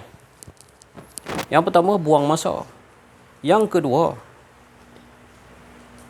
kerana boleh menjerumuskan diri kita kepada kebatilan. Allahumma salli ala Sayyidina Muhammad. Jadi apabila kita buat keputusan untuk mengaji akidah, kita akan mendengar perkara-perkara, fahaman-fahaman, izm-izm yang batil, yang perlu kita kaji, yang perlu kita dalami, yang perlu kita sentuh. Anak-anak, sidang hadirin dan hadirat, muslimin muslimat, sidang pendengar sekalian, perlu diingatkan bila kita menyentuh tentang khawarij ke tak khawarij ke, para masyayikh yang mengajar itu, kalau kita ibaratkan dia tumbuk tu ya tuan-tuan, kepada khawarij tau, bukan kepada nama. Katalah nak kita panggil kata Ah Chong lah. Ah Chong ni dia Wahabi contohnya. Para masyayikh mengajar, dia bukan tumbuk Ah Chong tu, tak. Jangan salah faham. Tetapi dia tumbuk izm yang ada pada Ah Chong tu. Contohnya Mutusami. Mutusami ni Syiah contohnya, Syiah. Bila para masyayikh berkata tentang kebatilan Syiah, maka dia bukannya sedang tumbuk Mutusami tau, bukan. Tetapi dia sedang tumbuk Syiah dalam konteks yang besar. Bukan. Dia tidak sekali menyentuh tentang ain individu tersebut. Tolong jangan salah faham. Kalau disebut nama-nama tertentu pun itu hanya sekadar contoh. Kerana orang yang mengaji tasawuf, semuanya baik. Minta maaf cakap lah kalau orang kata kita sesat pun, sesat lah. Sampai dia kata setan pun baik. Iblis pun baik. Sebab dia gabungkan syariat, tarikat, hakikat, makrifat, dia gabung, dia blend sekali. Natijah dia, iblis ni, dia buat kerja dia je. Dia buat salah pun dia dah minta izin. Dia hasut kita, suruh jadi jahat, suruh ponteng sekolah, suruh malas, suruh itu, suruh ini. Semua dia buat kejahatan tu, dia dah minta izin dengan Allah untuk menyesatkan anak Adam. Ya. Saya nak tanya, Allah bagi ke tak bagi? Allah bagi izin ke tak bagi izin? Jawab. Allah bagi izin ke tak bagi? Nak sesatkan anak Adam ni minta izin. Allah bagi ke tak bagi? Jawab. Allah bagi ke tak bagi? Allah bagi. Allah bagi izin. Dia sesatkan anak Adam. Jadi iblis yang bisikan-bisikan jahat kepada kita ni, dia salah ke tidak? Allah dah bagi izin, dia lagi salah ke tidak? Iblis syaitan salah ke tidak? Bila dia bisikkan benda-benda yang jahat kat kita. Bulan Ramadan, cari plastik hitam. Cari plastik hitam. Jangan puasa lah maksud dia. Dia bisikkan jangan puasa tu. Salah ke tak salah? Tak salah. Pasal dia dah dapat izin Allah untuk sesatkan anak Adam. Dia tak salah. Salah dia satu je sebab tak sujud kepada Adam. Satu tu saja. Allahumma salli ala sayyidina Muhammad. Bahkan dia minta lagi daripada Allah satu karamah yang paling tinggi, iaitu nak hidup selama-lamanya. Kalau dalam pendekar ni, dia dapat kebai tembak taklud dengan M16, tembak taklud. Oh, dia dah rasa hebat dah. Setan, iblis tu lagi hebat keramat dia daripada tu. Hidup selama-lamanya. Hidup selama-lamanya Allah bagi. Fa innaka minal munzarin. Okey, engkau daripada kalangan makhluk yang diberi tangguh, kata Allah. Subhanallah. Dapat pula karamah yang setinggi-tingginya. Walaupun berada di dalam jalan yang batil, nak menyesatkan anak Adam. Allahumma salli ala sayyidina Muhammad. Nak ceritanya apa? Orang tasawuf ni, dia melihat semuanya baik. Dia melihat semuanya baik. Semuanya adalah tajalli. Allah Ta'ala buat Wahabi tu sebenarnya untuk kita mengaji. Kalau tidak, kita tak ada motivasi untuk mendalami akidah kita. Kalau tidak, kita leka, kita lalai, kita hilang kekuatan kita. Kalau tidak, kita tidak dapat nak kenal pasti mana satu kawan, mana satu lawan. Kalau kita bercampur bau dan kita tidak tahu mana satu nak sokong, mana satu jangan sokong, mana satu nak kena lawan, mana satu nak kena sokong. Punggah itu kalau tak kenal macam tu. Jadi Allah wujudkan golongan ini akan wujud sampai keluar ni Dajjal. Kerana itulah ada ulama yang ikut Dajjal. Inilah jawapan dia. Ada ulama yang ikut Dajjal. Tak silap saya, siap ada dengan jumlah dia sekali. Berapa banyak? 70,000 ke 30,000 ke? Saya pun tak berapa ingat. Allahumma salli ala sayyidina Muhammad. Kalau Yahudi daripada Isfahan tu yang ikut Dajjal, 70,000 jumlah dia. 70,000. Cuba cek baliklah hadis tu kalau saya salah betulkan. Tentang ulama tu, tak silap saya 30,000 ulama yang ikut Dajjal. Kita tak banyak lah tu. Tak banyak. Sebab ulama di dalam dunia ni saya rasa 3 juta, 4 juta juga. Rasanya lah 3 juta, 4 juta juga. Sebab umat Islam di seluruh dunia mungkin sekarang ni 3 bilion. Dia ulama yang betul-betul alim, hafiz. Saya rasalah busuk-busuk pun 3 juta. Jadi 30,000 ulama yang ikut Dajjal ni tak ramai lah. Walaupun tak ramai, tuan-tuan dan perempuan sekalian, mereka menguasai dunia. Mereka ini bertakhtid, maknanya mempunyai langkah yang kemas, tersusun, teratur, berdana, bertanzim, berorganisasi, mempunyai rancangan dan perancangan halus, tertib, teratur. Kita pula lengai, leka, laih, tak sedar-sedar, tidur memanjang. Bersedar sikit, perjuangan harus kental, duduk serius. Seperti mana Rasulullah, para sahabat serta pejuang-pejuang Al-Ghazi dan syuhada. Osman Ghazi Ertogul, tengok macam ni diorang. Sentiasa duduk berfikir macam ini, duduk macam tu, fikir. Tak pernah tengok duduk santai, main golf, main badminton, jogging, mana ada. Exercise mereka pada zaman itu adalah jihad di medan qital. Ketika mana Boran berlawan dengan Naiman, cedera parah. Osman Ghazi tidak membenarkan masuk ke medan perang untuk masuk ke medan perang seterusnya. Rehat, kamu rehat. Lalu jawab Boran up. Wahai B, dia kata, sesungguhnya pejuang itu luka-luka mereka sembuh dalam medan perjuangan. Allahu Akbar. Cering pula Roma dengar. Sesungguhnya pejuang-pejuang Islam, luka-luka mereka sembuh dalam medan perjuangan. Allahumma salli ala sayyidina Muhammad. Lepas tu kata Osman Ghazi, "Hei, ya Masya Allah," dia kata. "Hei, Masya Allah," dia kata. "Inilah dia, abku," dia kata. Allahumma salli ala Muhammad. Allahumma salli ala Muhammad. Mungkin zaman itu akan datang lagi. Kerana hadis berkata, "Ja'al Islamu ghariban, fasayaudu ghariban, fatuba lil ghuraba." Datangnya Islam itu gharib dan akan kembali gharib. Sesungguhnya bertuah orang-orang yang gharib. Gharib ni apa benda gharib? Kalau diterjemahkan dalam bahasa Melayu, aneh. Kalau diterjemahkan dalam bahasa Melayu, pelik. Kalau diterjemahkan dalam bahasa Melayu, ganjil, janggal, canggung, whatever. Allahumma salli ala Muhammad.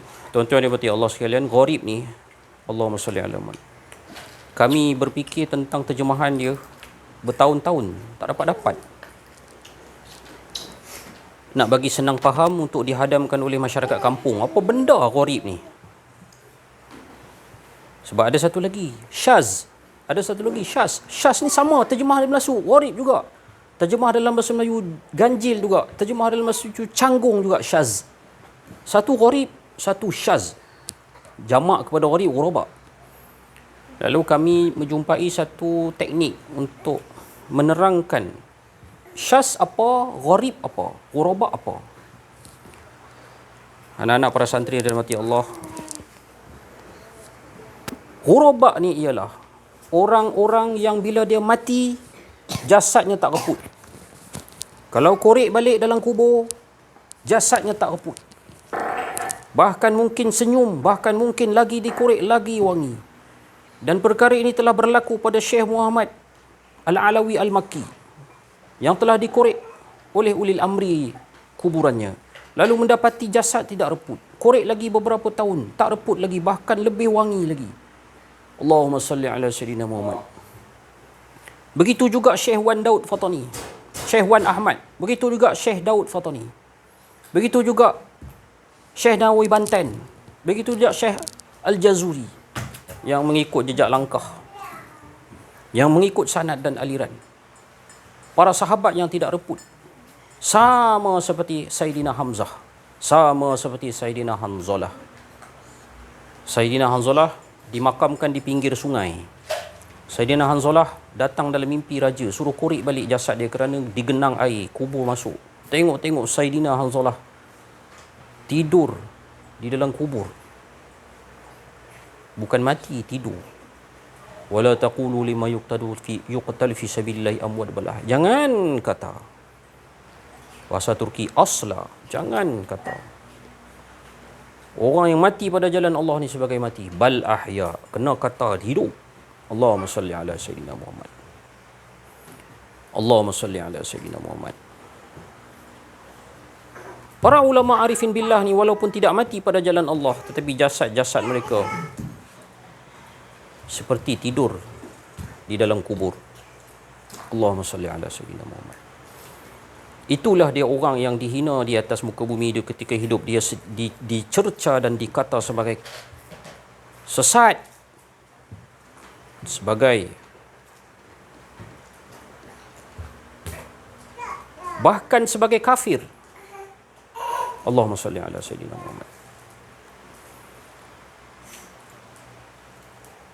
oleh para penguasa ketika itu.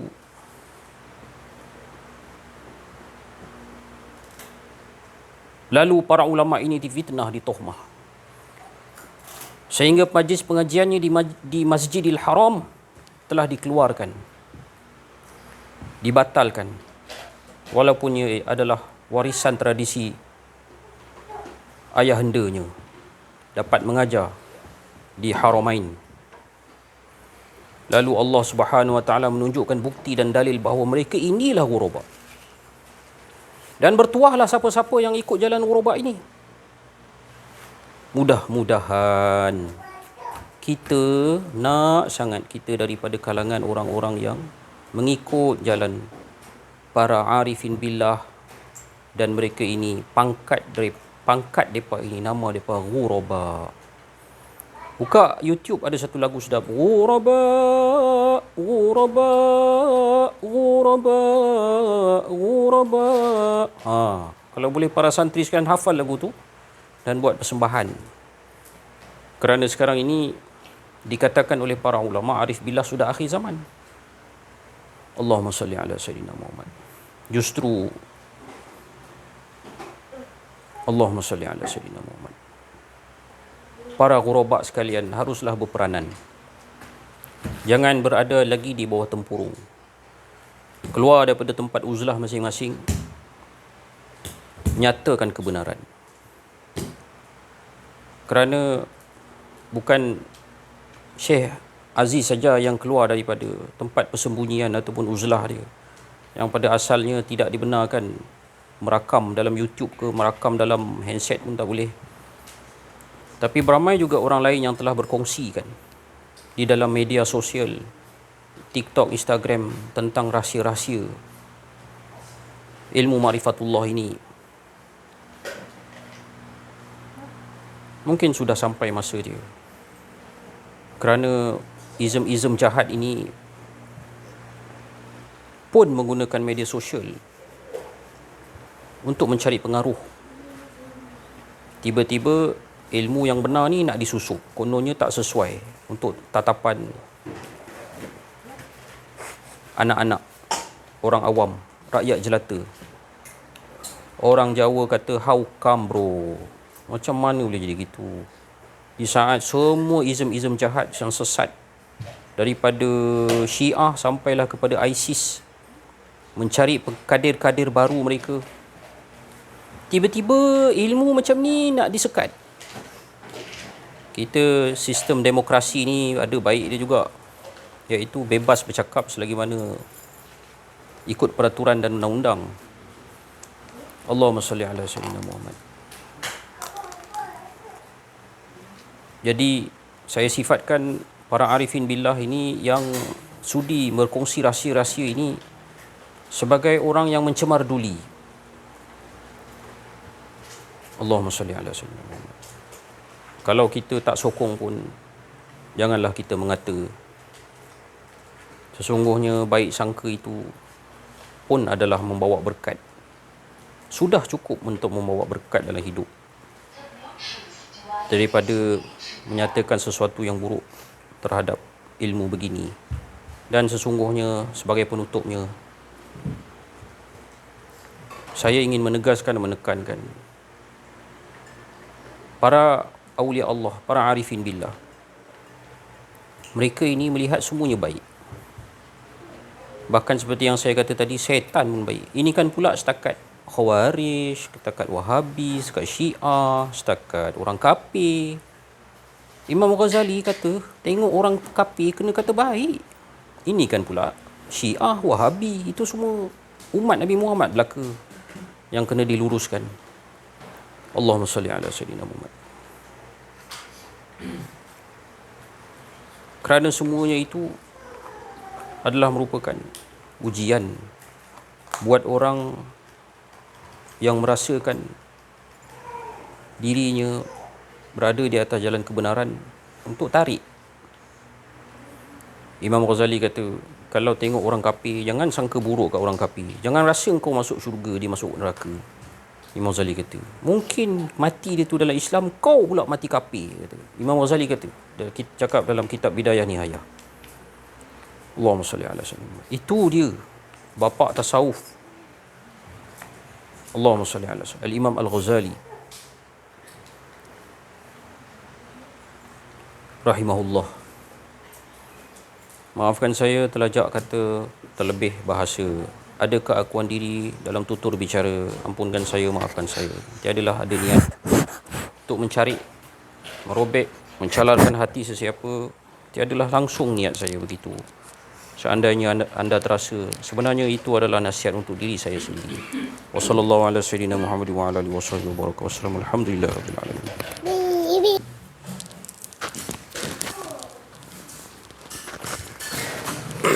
Bismillahirrahmanirrahim. Assalamualaikum warahmatullahi wabarakatuh. Alhamdulillah rabbil alamin wassalatu wassalamu ala asyrafil anbiya'i wal mursalin. Bersyukur kita kepada Allah Subhanahu wa taala, limpahan kurnia Allah Subhanahu wa taala, pada petang yang mulia ini dapat kita bersama-sama berkumpul di dalam majlis Allah Subhanahu wa taala.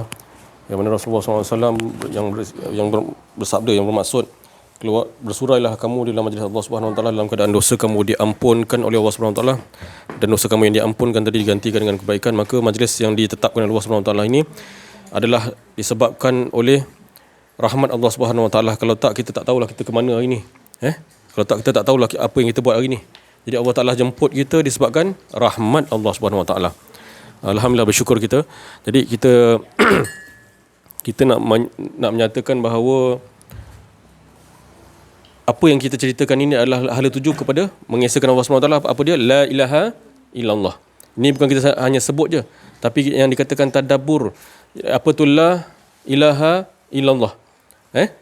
Ada orang cakap, kawan-kawan saya lah yang mula-mula dulu kenal saya kan. Tapi bukan dia berbantah, tapi dia tanya saya, aku tak faham Latif, macam mana aku nak dengar benda ni?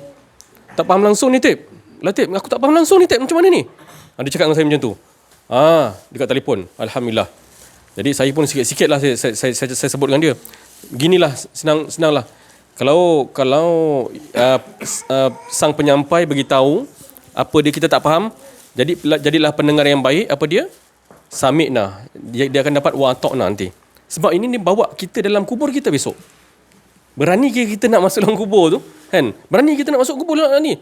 Masuk dalam kubur, kan? Masuk dalam kubur sorang-sorang. Tu sebab tu kena tengok. Kalau perempuan tak boleh lah. Lelaki kena tengok betul-betul. Cium tanah tu, hidung dia tu ciumkan dekat tanah kan, sang si mati tu kan. Tengok betul-betul. Lepas tu dah masuk dalam kubur, kita ni ibarat macam mimpi yang ngeri. Rupanya aku mimpi buruk rupanya. Padahal sebenarnya kita dah ditarik nyawa. Lepas tu Allah tiupkan roh kita, aku rupanya kat dalam kubur, ya Allah. Itu yang nak katakan. Sebelum kita mati tu, kita nak letakkan bahawa kehidupan kita ni berkehidupan dengan Allah. Pasti Allah Ta'ala akan bantu kita. Sultan dan Nasirah. Itu maksudnya. Apa yang sebenarnya saya nak cakap ni? Pendeknya. Ni saya sebut ringkas ya.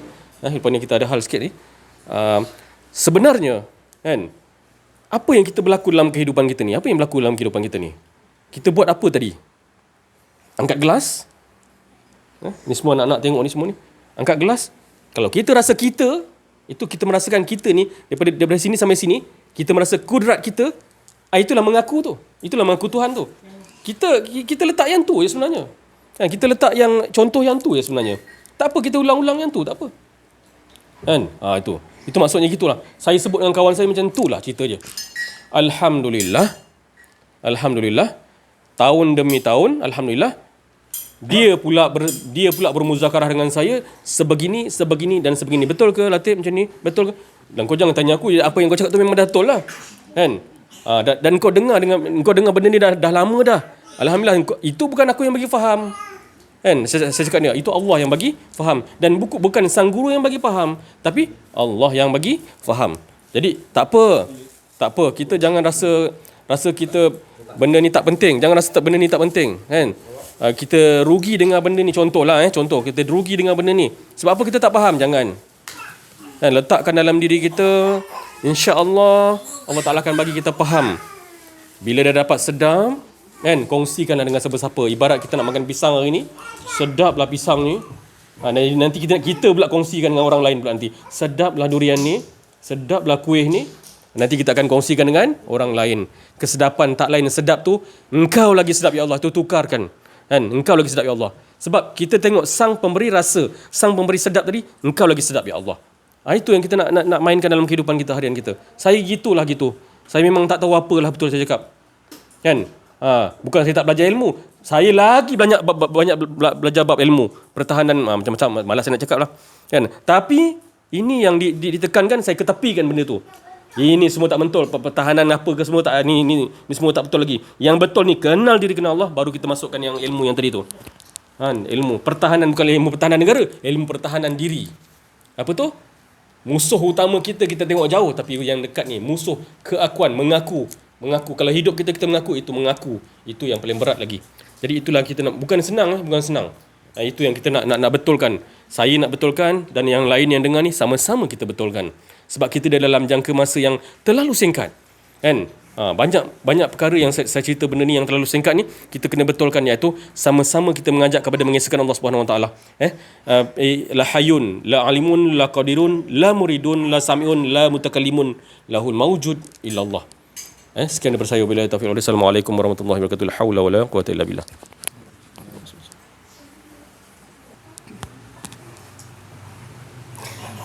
Syukur, alhamdulillah. Saya masih lagi dijemput untuk menghadiri talk di sini. Masih lagi memperbincangkan tentang kalimah la ilaha illallah. Di sinilah tempat untuk memperteguhkan lagi kefahaman tentang kalimah la ilaha illallah. Hala tuju dia. Jadi setiap hari dibincangkan tentang hala tuju, iaitu untuk mengesahkan dia. Bukan kita yang mengesahkan dia, tapi dia yang mengesahkan diri dia sendiri.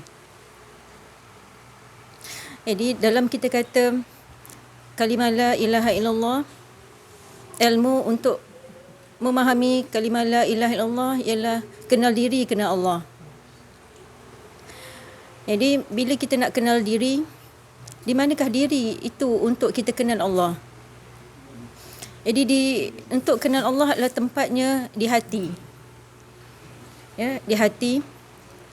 Jadi di hati, dalam hati itu ada nyawa. Dalam nyawa ada roh. Roh itu tak lain daripada percikan Nur Muhammad. Jadi roh itu adalah urusan daripada Allah. Allah yang mentadbir roh itu. Jadi kalau kita faham pada satu ketika dulu kita di alam roh, kita tidak ada tubuh, yang ada cuma ada roh sahaja. Roh itu datang daripada Allah. Jadi fahamlah kita bahawa kita memang tak pernah hidup.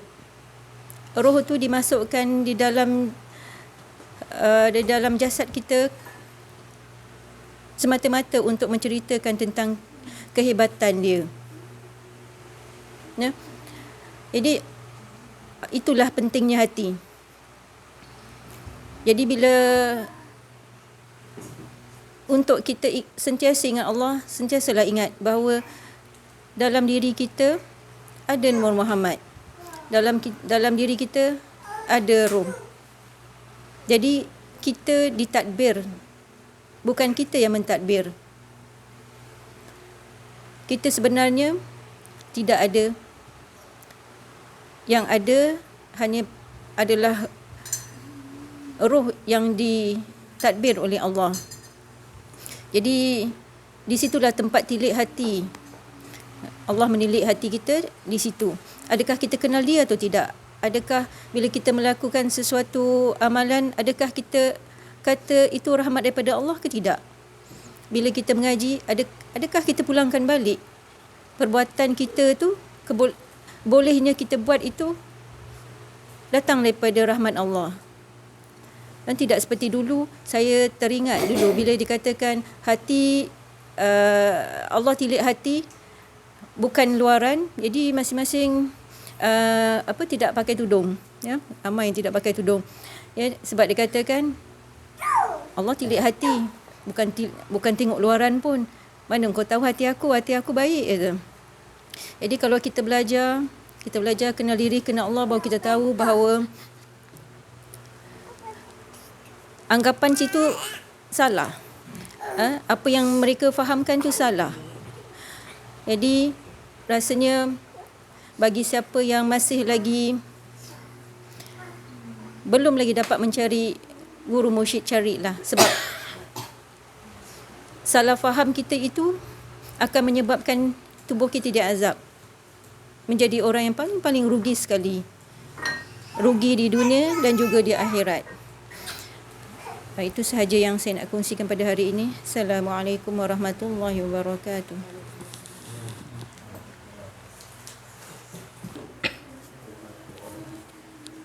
Assalamualaikum warahmatullahi wabarakatuh. Bismillahirrahmanirrahim. Alhamdulillahirabbil alamin.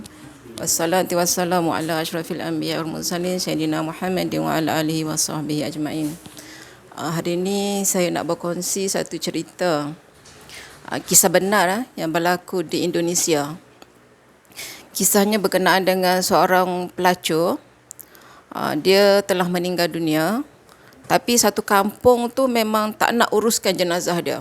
Memang orang tahu hidupnya selama ni dekat bandar tu dia hidup sebagai seorang pelacur. Jadi bila penduduk kampung mengetahui dia meninggal, semua memang tak nak urus. Memang memandang hina kepada jenazah dia ni. Tiba-tiba jenazah dia ni pun diuruskan oleh kawan-kawan seperti dia juga. Dan ditanam macam tu je. Tak ada solat, tak ada apalah sama kawan-sama dia.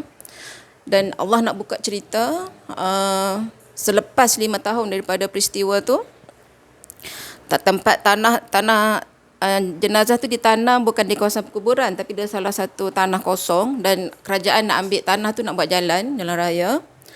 Jadi bila jengkau gali tanah tu semua, tiba-tiba jumpa satu kubur. Tahu ada kubur dia tanda kan, bau wangi kubur tu, bau wangi. Dan jenazahnya yang dah 5 tahun tu, mayat 5 tahun tu masih seperti orang macam baru-baru saja. Kayak kapan je yang orang kata apa, yang inilah hancur. Jadi semua terkejut dan tercari-cari mayat siapakah ini. Jadi bila dia dicari-cari, tahulah mayat tu seorang pelacur lah. Jadi bila diusur-usur semua dicari, rupanya di saat-saat akhir dia nak meninggal tu, setahun sebelum tu, dia telah taubat betul-betul. Dan dia menjadi seorang pelacur pun bukan dengan kerelaan dia, dan dia telah dijebak oleh bekas suami dia lah sebelum tu. Dengan kawan-kawan dia pun tak tahu yang dia tu telah berubah sebenarnya. Dan dah setahun dia sakit semua tu, dia meninggal. Yang tahunya dia tulis dalam diary. Dia betul-betul bertaubat, dia solat, dia memang solat taubat semua, dia sepenuhnya kehidupan dia tu mengabdikan diri kepada Allah Subhanahu Wa Taala. Jadi di sini kita dapat mengambil pengajaran bahawa kehidupan kita ni akan dinilai bukan pada di awal, tapi pengakhiran hidup kita ni. Jadi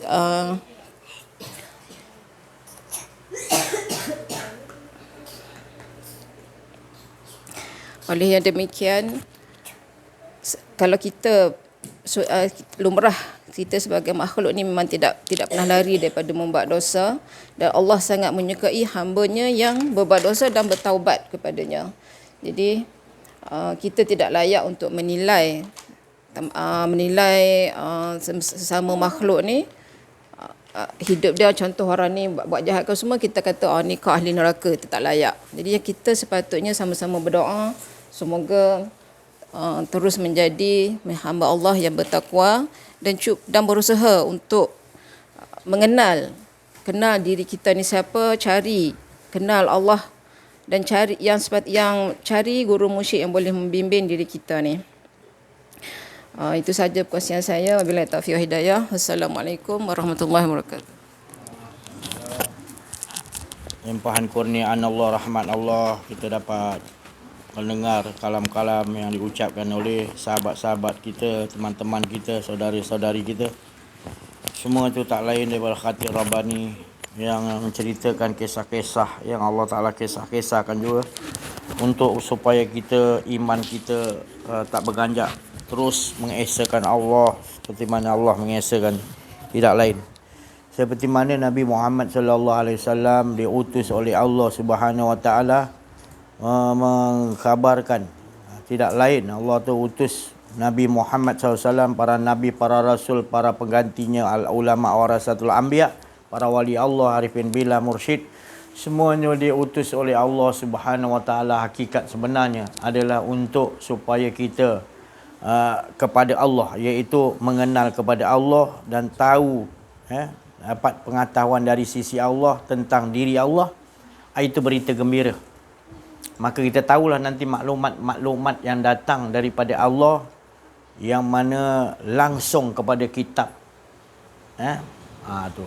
Ini kitab yang asli, yang original. Ada pada dalam diri kita yang Allah Ta'ala kata kitabah. Iqra' kitabah. Baca sendiri kitab. Itu yang asli tu mau dibaca. Tapi kalau kita tak kenal diri, tak kenal Allah, kita nak baca kitab apa? Kita baca kitab kat luar dulu. Bukan saya cakap kitab kat luar tak betul. Kitab yang asli tu, yang Nabi kata itu berita gembira. Itu kitab tu ditulis oleh Allah. Langsung masing-masing ada rahsia masing-masing. Tak kira siapa pun. Yang Allah ciptakan manusia, terutamanya kita cerita manusia lah dulu. Semua manusia ni ada diturunkan oleh Allah, bukan diturunkan oleh siapa-siapa, baik orang Islam ke tak Islam. Mereka ni anzala ala abdil kitaba walam yajal. Dia hamba-Ku. Dia tahu hamba-Ku, semua ni aku ciptakan hamba-Ku. Manusia, maka akulah yang menurunkan apa yang nak diperlakukan. Kisah-kisah, cerita-cerita aku. Tapi yang jadi masalahnya kita kufur. Kafara maknanya kita menutupi hak Allah, kita ngaku. Itu yang paling kita mengakui kita tu, maka itulah azab. Itu azab. Itu azab bukan kubur lagi dah, azab yang lebih besar daripada neraka jahanam. Tapi kita tak memahami, kita rasa macam tak ada apa pun, badan aku tak terjejah pun, sihat je badan aku. Iya dari segi pada luar dan memang sihat. Tapi penyakit yang bahaya adalah penyakit yang dalam.